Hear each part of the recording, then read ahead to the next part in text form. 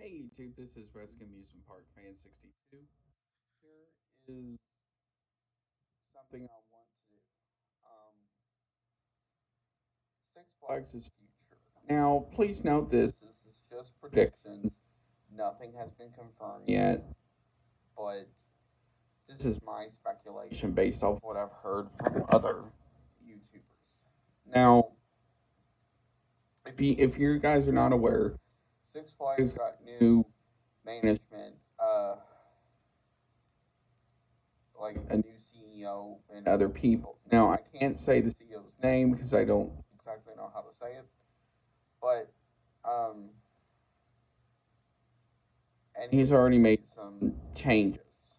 Now, some of the changes have been for parks like Six Flags St. Louis, Great Six Flags Great America, I believe, or America, and a couple others. They're not doing a holiday in the park.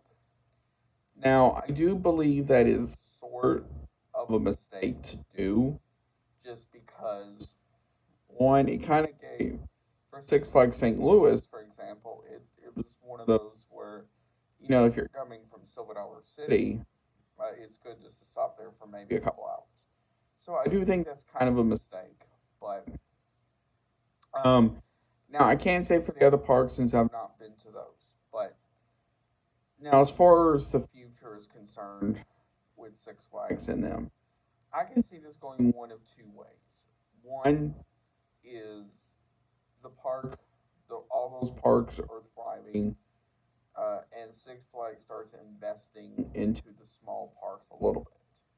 Because as of now, parks like Six Flags St. Louis, Six Flags Great Escape, even America for that matter, um, and Darien Lake. Now, I'll get to Darien Lake here in a second. Those parks don't really get invested much by the company. Um,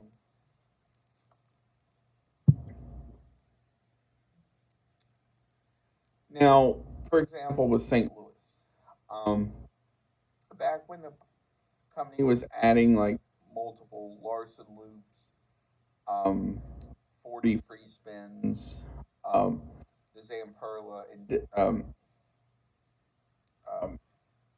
swing, not swing ride, but the something like Max Air or Delirium at Kings Island, something like those. Um, all for now with St. Louis, they got the four. They got the Larson loop, and that was really about it. They never got a 40 free spin. They never got the other one, which is surprising. But now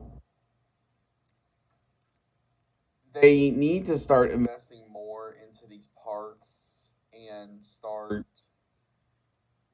drawing from other markets because for parks like Silver Dollar City and Dollywood, for example, um, those parks draw from multiple markets. So for Dollywood, for example, they draw from Tennessee, Kentucky, North and South Carolina, um, and possibly Alabama and Georgia. With Silver Dollar City, they draw from, of course, Missouri, um, Kentucky, somewhat, Oklahoma, and some of those around there. Um, so that is one thing they need to start focusing on more with a lot of those parks instead of just being like a regional style thing. Now, the next thing from what I've heard as well is they are going to improve in food, which is good because their food is not that great. Now, their funnel cakes aren't bad, but stuff like burgers and stuff desperately needs to change. Um, Now, as far as going forward, what I can see happening is as of this recording, currently for the California and Texas parks, they have these new passes in place where basically you can go, but not on select dates. So days, I know one sets of dates are Saturdays during Fright Fest, and some other days mixed in there. I can see something like that happening at the other parks, maybe the more busier parks like Great America and some others like that. Now, right. Now, I do see more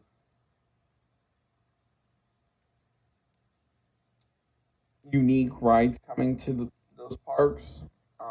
So I don't see a lot of cloned rides coming. Now, not not to say there isn't going to be clones, but I don't see them cloning them as much as they did with stuff like the Larson Superloop or the Zamperla one or the 40 free spin or something like that.